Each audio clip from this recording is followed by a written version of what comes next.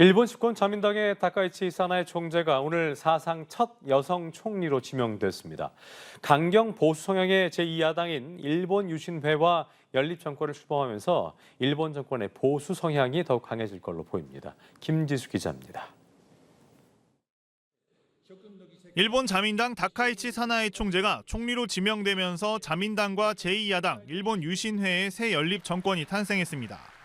다카이치 신임 총리는 일본 사상 첫 여성 총리로 하원격인 중의원에서 과반인 233표보다 4표 많은 총 237표를 얻었고 상원격인 참의원 지명선거에서도 과반 기준인 124표를 넘긴 125표를 얻었습니다.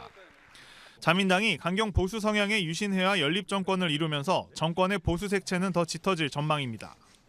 자민당은 1999년부터 26년간 협력 관계를 이어온 중도 보수 성향 공명당이 지난 10일 이탈을 선언하면서 새로운 연정 수립을 추진해왔고 열흘 만에 유신회와 손을 잡았습니다.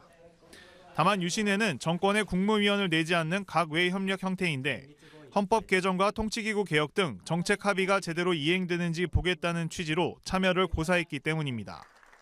다카이치 총리는 아베 신조 전 총리 정책의 계승자로 불려 경제 정책에서 확장 재정과 금융 완화 정책을 내세우고 있어 돈이 풀릴 것이란 기대감에 일본 증시 주가 지수도 연이틀 장중 최고치를 경신했습니다. 또 외교와 국방을 강화한 강한 일본을 주창하며 방위비 증액, 방위 장비 수출 규제 완화 등 방위력 강화 정책을 본격적으로 추진할 것으로 보입니다. 매해 야스쿠니 신사를 참배해온 다카이치 총리는 지난 17일 곡물 대금을 사비로 복납했지만 참배는 하지 않은 것으로 전해졌는데 현지 언론은 대외 관계 등 외교적 파장을 고려한 것으로 보인다고 분석했습니다. 다카이치 신임 총리는 이달 말 아세안 정상회의, 트럼프 미국 대통령 방일, 또 경주 에이펙 정상회의 등 줄줄이 이어지는 대형 외교 이벤트들을 소화해야 하는 상황으로 곧바로 국제외교 시험대에도 오르게 됐습니다. 연합뉴스TV 김지수입니다. 일본의 새 총리 취임이 유력시되는 다카이치 사나의 자민당 신임 총재는 여자 아베로 불릴 만큼 강경한 우익으로 평가받습니다. 이시바 총리와 이재명 대통령 간의 케미로 훈풍을 탄 한일 관계도 중대 분수령을 맞을 모습입니다. 성승환 기자입니다. 이재명 대통령은 취임 3달여 만에 이시바 총리와 3차례 한일 정상회담을 가지며 셔틀 외교 복원이라는 성과를 거뒀습니다. 이 정상회담은 한국과 일본만 서로 할 수 있는 그야말로 셔틀 외교의 진수라고 할 수 있는데 제가 취임 100일 만에 무려 우리 총리님을 3번씩이나 뵀습니다.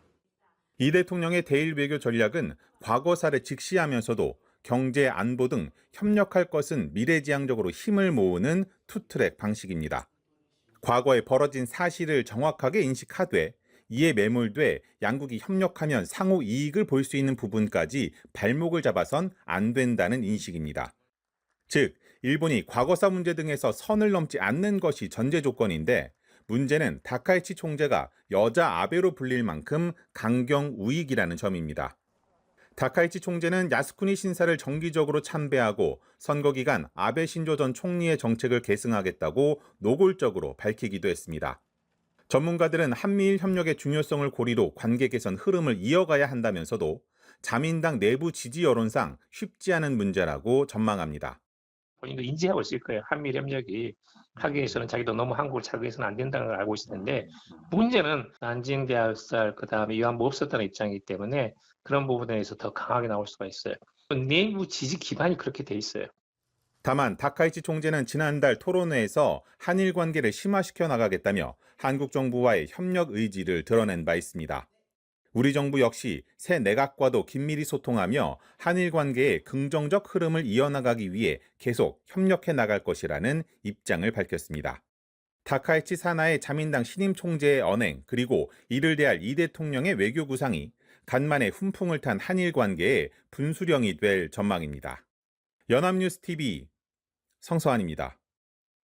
강경 보수 성향의 다카이치 사나의 일본 자민당 신임 총재가 예상대로 총리로 취임하면 한국, 중국 등과의 외교 정책이 과제가 될 수 있다고 일본 언론은 분석했습니다. 마이니치 신문은 다카이치 총재가 외교 부처에서는 주요 보직을 맡은 적이 없어 외교 수완이 미지수라고 짚었습니다. 요미우리 신문도 보수파로 알려진 다카이치 총재가 균형 있는 정치 자세를 취할 수 있는지가 과제가 될 것이라고 전망했습니다. 일본 언론은 이달 말 일본을 방문할 것으로 알려진 도널드 트럼프 미국 대통령과 관계 구축도 중요한 외교 과제라고 봤습니다. 사실상 차기 일본 총리직에 오를 다카이치 사나이의 자민당 총재는 대표적인 우파 정치인입니다. 한일 관계에 적지 않은 파장이 일 것이라는 우려가 나오는데요. 협력 기조에는 큰 변화가 없을 것이라는 분석도 적지 않습니다. 신세롬 기자입니다. 전후 최초의 여성 총리 탄생을 앞두고 일본 시민들은 새 바람을 기대하고 있습니다. 다만 강경 보수 성향의 다카이치 신임 총재가 총리 취임 후 한국 등과 마찰을 빚는 것은 아닐지 우려도 나옵니다. アジア関係がちょっと心配ではありますけれど、そこはうまくやっていけるんじゃないかと期待はしています。 다카이치 총재는 강요 시절부터 태평양 전쟁 A급 전범들이 합사된 야스쿠니 신사를 정기적으로 참배하며 역사인식의 극우 성향을 보여왔습니다. 일본인으로서 당연한 행동일 뿐 외교 문제가 아니라는 주장입니다. それぞれの国のために従事られた方のご遺礼というものはそれぞれの国民が自らの心に従って行うものだと思います。 다카이치 총재는 취임 후 첫 기자회견에서 한미일이 협력해 나가지 않으면 안 된다면서도 야스쿠니 참배 여부에 대해서는 적시에 적절하게 판단하겠다고만 했습니다. 만약 다카이치 총재가 총리 재임 중 참배를 강행한다면 2013년 아베 신조 전 총리가 참배한 이후 첫 사례가 됩니다. 다카이치 총재는 영토 문제에서도 기존 내각보다 더 강경한 태도를 보일 수 있습니다. 지난달 27일 토론회에서는 일본이 독도 영유권을 주장하는 행사에 참석하는 정부 대표의 급을 차관급에서 장관급으로 격상하자고 했습니다. 전문가 의견은 엇갈립니다. 보수 지지층의 입장을 대변할 것이란 관측이 우세하지만 북중러가 밀착하는 상황에서 한국, 미국과의 관계를 관리하지 않을 수 없다는 전망도 있습니다. 한 전문가는 일본이 이재명 대통령을 우려했지만 실제로는 일본을 배려하는 것처럼 다카이치 총재도 실용 외교를 할 수 있다는 낙관적인 전망을 내놓기도 했습니다. 연합뉴스TV 신세롬입니다.